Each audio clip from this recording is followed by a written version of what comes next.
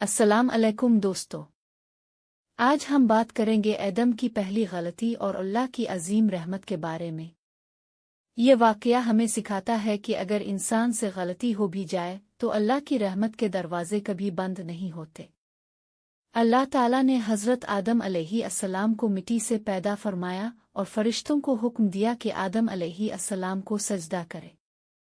सब ने अल्लाह के हुक्म से सजदा किया, लेकिन इब्लीस ने तकब्बुर की वजह से इनकार कर दिया।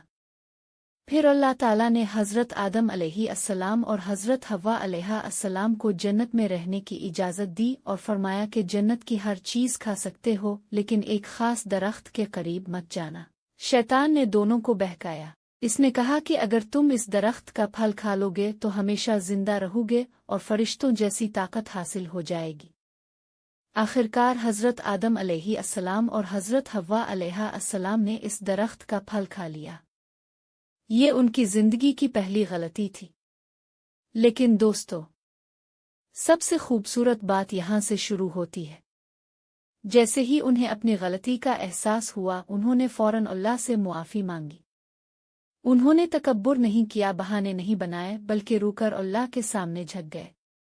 कुरान में उनकी दुआ का जिक्र आता है, बेउनिया ज़िलमानिया ए नफासिन एया वाना लेमत गफनर लेनया ओए तेरहमानिया लेने अलखे असरनी।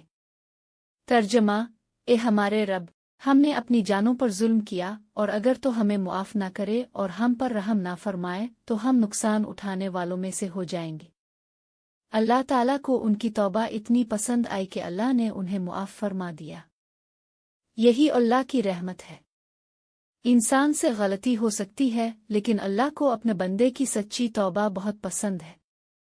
इस वाक़ये से हमें 3 बड़ी बातें सीखने को मिलती हैं। पहली बात, कभी भी शैतान के बहकावे में नहीं आना चाहिए। दूसरी बात, अगर गलती हो जाए तो फौरन अल्लाह से मुआफ़ी मांग लेनी चाहिए।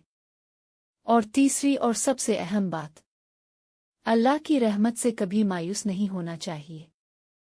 दोस्तों, अल्लाह बहुत मेहरबान और मुआफ़ करने वाला है। अगर हज़रत आदम अलैहिस्सलाम की तौबा कबूल हो सकती है तो हम भी सच्चे दिल से मुआफ़ी मांगें तो अल्लाह ज़रूर मुआफ़ फरमाएगा। अगर आपको ये वीडियो पसंद आए तो लाइक करें, शेयर करें और ऐसे ही इस्लामी वीडियोज़ के लिए चैनल को सब्सक्राइब ज़रूर करें। अल्लाह हाफ़िज़।